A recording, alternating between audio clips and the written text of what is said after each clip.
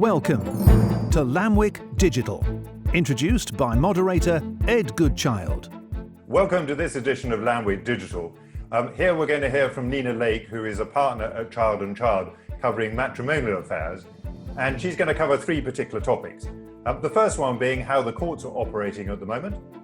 The second part is the tricky part of dealing with children in separated relationships. And thirdly, probably even more difficult, what happens if people find themselves in lockdown in an abusive relationship.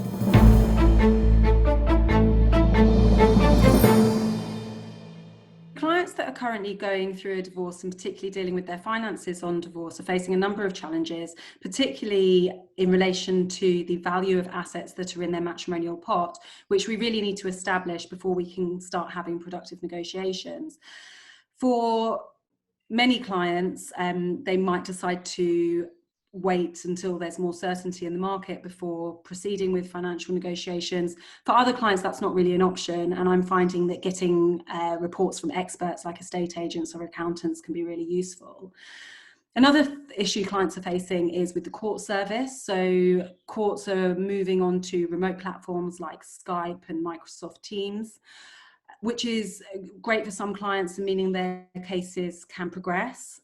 However, some courts have started adjourning some hearings where they haven't got enough capacity, which has meant clients have had to consider alternative dispute resolution options like mediation, arbitration, or even having a private judge. So there are options out there, and I think even though some difficulties are being faced, it is still possible to progress your case in a divorce and with financial proceedings as well. I think initially parents were quite worried about whether their children could move between households, but we got some clarification quite early on from the government to say that under 18s could move between the households of separated parents, which is more actually than some European countries got, such as Italy. There was no clarification at all, which caused some difficulties.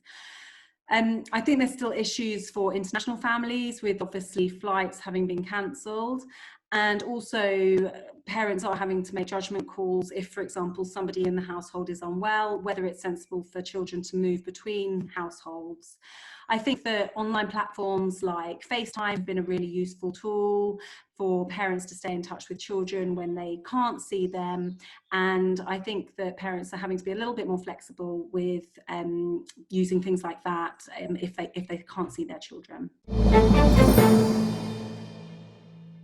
There's been a lot of talk in the media recently about abusive relationships during this lockdown, and unfortunately when families spend more time together, we do tend to see a surge in cases of domestic violence. The good news is that the police are still around and able to act on cases of domestic violence, and the courts are very much still open to deal with domestic violence cases, so applications can still be made.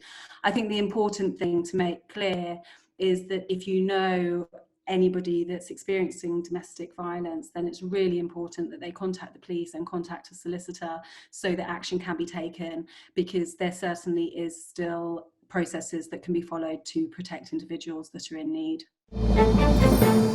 Thank you very much indeed, Nina, for the insights you've given us around a whole bunch of sensitive issues that probably made even worse because we're in lockdown. As you'd expect, we've got future speakers lined up in order to engage with you and share their experience and knowledge. And thank you very much indeed for listening.